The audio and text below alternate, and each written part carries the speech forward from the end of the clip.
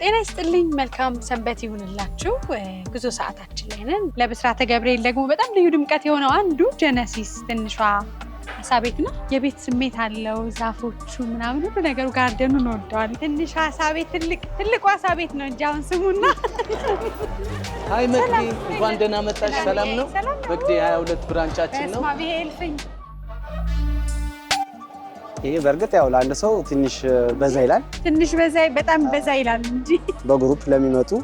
የሚመርጡት ነውና ኮምቦ ነው የቤታችን ስፔሻል ምግብ ነው ሰው እንዲህ ያልኩ ልግባ እንጂ እንደናችሁ ያላገባች አሳራ ታስታውቃለች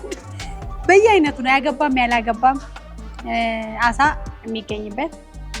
የት ነው ካላት ጀነሲስ ትንሿ